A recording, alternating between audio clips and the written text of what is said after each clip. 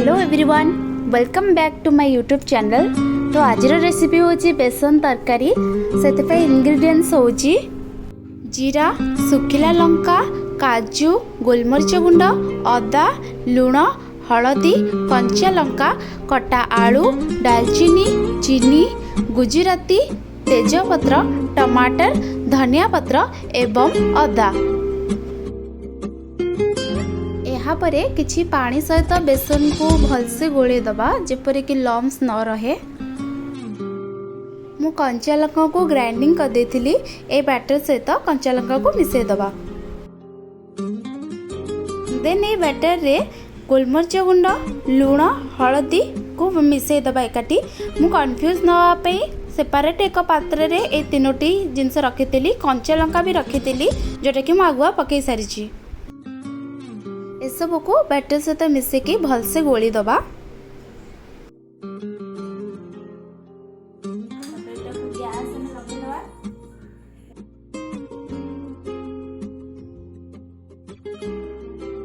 एबे बेसन रो जंतनी प्रस्तुत करिया पई आमे फुटा पानी को ए बैटर सहित मिसे दबा। तापरे ताको जंतीबा जेपरि कि ए सॉफ्ट आ मुलायम रहबो। हमें बटर को कांस्टेंट घाटी चलवा नचे तलू लगे जीवो तो बिल्कुल रही कांस्टेंट ताको घाटी चलिए।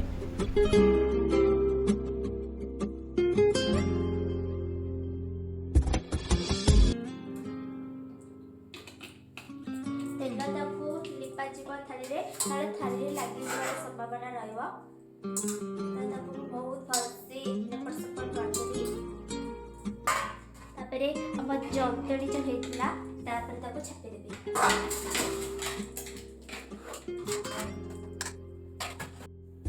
आता टिके तेल पके की करबे नले बेसनटा तळे लागि जिवो। पर मु टैप टैप कर देबी। तापरे ताको पीस पीस करी काटिबी। देन को छोटिया जार रे टमाटर, अदा, जीरा, सुखिला लंका आउ काजू को एकाठी मिसेकी ताको ग्राइंडिंग कर दबा। दालचीनी एवं गुजराती को मिसेकी एक फेयर पेस्ट तैयारी कर दबा। तो आमे ग्राइंडिंग एबे कर दबा। एबे हे गला मो पेस्ट देखंतु केते क्लियर हेची। तेल ऑलमोस्ट गरम हे गलानी। तो एबे आमे रखिथिबा कटा आलू को ए तेल रे पकेकी छाणी दबा भलसे।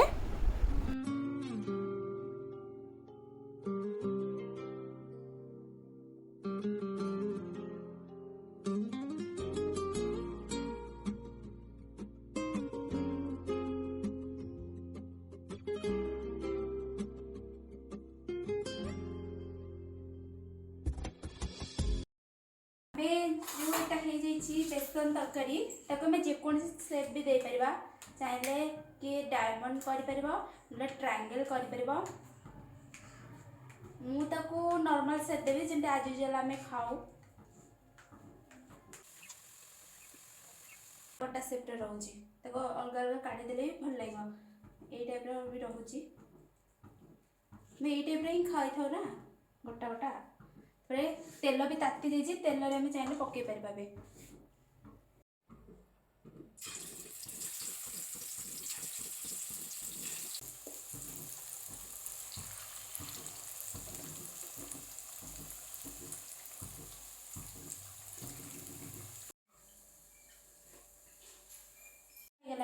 तापर आमे तेजपत्र पकेबा।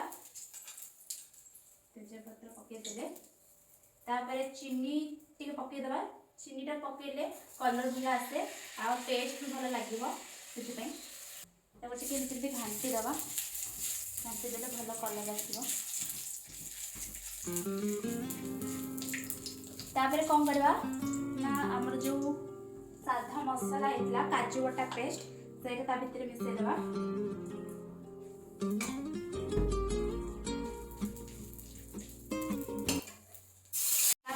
घाटी दबा। हाई फ्लेम भी दे देबे। तापर कोन करबा ना टिके लूण स्वाद अनुसार लूण पकेबा।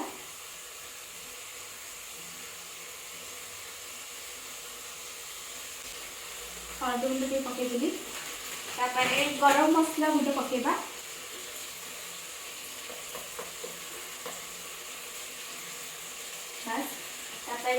चिकेन मसला गुंड बहुत टेस्टी लगे खाद्य को खाइबा को भल लगे पकईदे घाटी केते बढ़िया खुशबू आसी मसला टेस्ट भी बहुत बढ़िया हम बढ़िया बागे गला मसला तेल भी मसला भी छाड़ा मसला अप्रोक्सीमेट हो गला भलसे पानी पकाव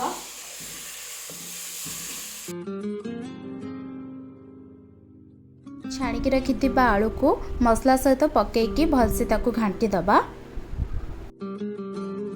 यापरे आमे घोड़नी दे किछि समय छाड़देबा जहाँकि आलू गुड़िक पानी को भलसे अब्जर्व करदब आ तरकारी सुखिला आ बहल लगे 5 मिनिट हो गला एबे देखंतु बेसन एपरी हो जाई कंडीशन तार आहुरी पानी अच्छी तो से बेसन टा नरम रहा दरकार तो आउ टिके 2-3 मिनिट दे देले हो जिवो देखंतु को टाइप रो रहिगला एबे हमें धनिया पत्र देकी ताको गार्निशिंग करबा धनिया पत्र ए टाइप रो रहि जाछि